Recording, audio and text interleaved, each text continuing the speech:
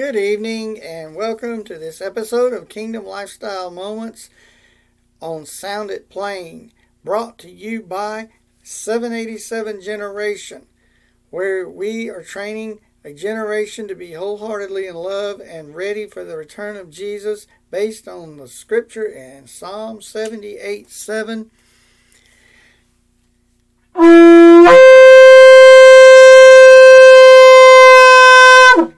And that's the sound we're all looking for, the shofar, when Jesus returns. In the meantime, I want to help you tonight get out of the pit.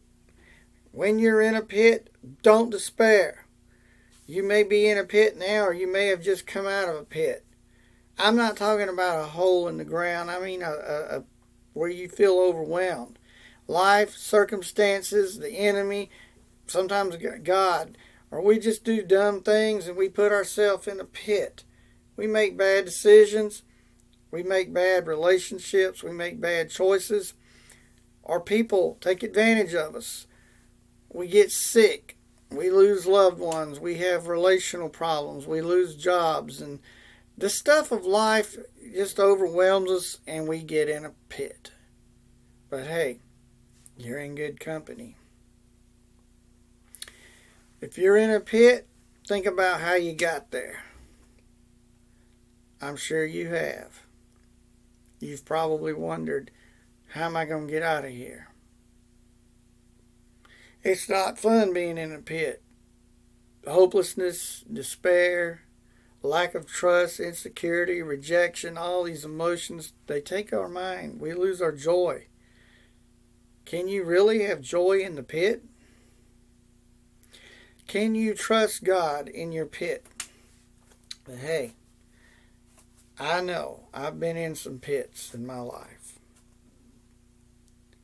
I want to talk to you tonight about some men in the Bible, and particularly one named Joseph.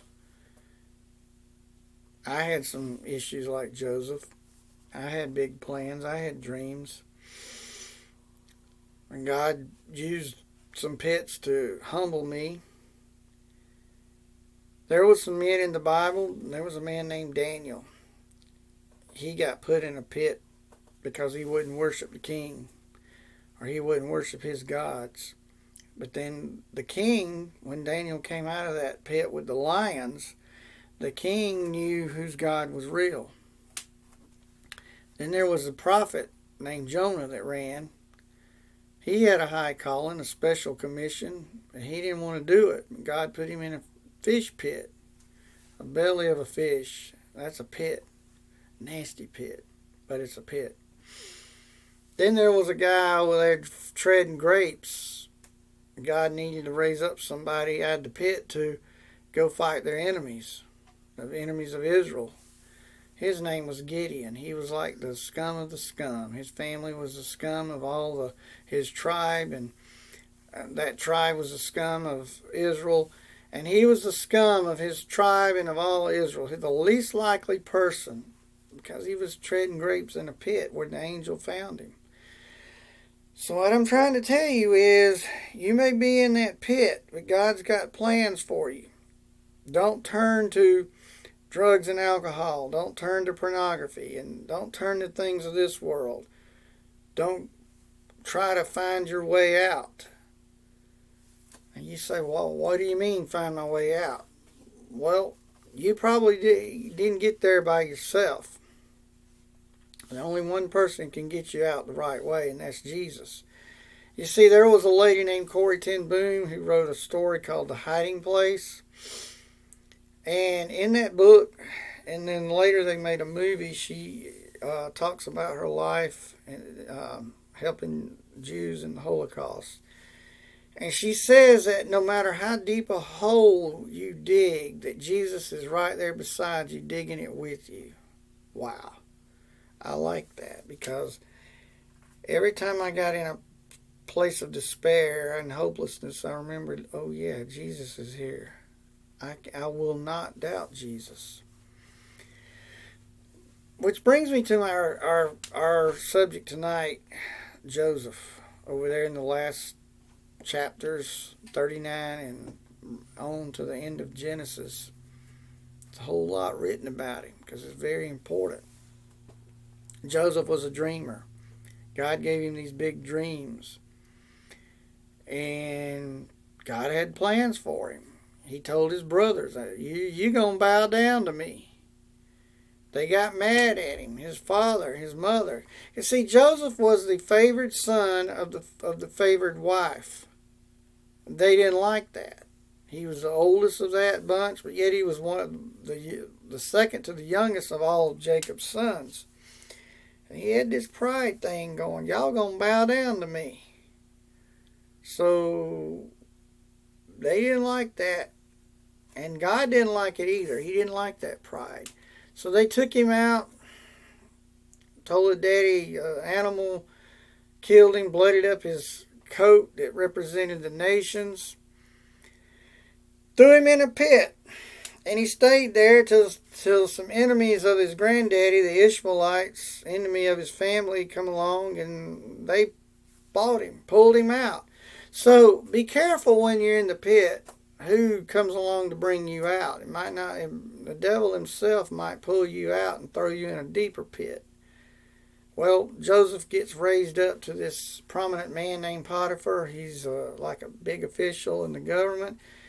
And Joseph becomes a leader in that household. And ultimately he has control over everything except his wife, which causes problems because he didn't want anything to do with Mrs. Potiphar. So she turns him in and says he tried to rape her, which he didn't. Because, you see, God looked at Joseph. He said, you know what? He's not quite ready to do what I want him to do. He's not quite ready to be my mouthpiece to Pharaoh. My prophet, my mouthpiece. Because that's what a prophet is. He's the mouthpiece of God. So God allowed him to go to the prison. And he allowed a cupbearer and a baker to come along. He interpreted their dreams. And then the cupbearer goes back out. He says, I'm going to remember you, but he doesn't. Anybody ever forgot about you? They promised to do things, and they didn't. They said, I'm going to bless you. And it turns out you end up doing all the blessing, and you do everything. But you see, you got to forgive them. You got to forgive them, because Joseph later in his story, he forgave those that put him in the pit.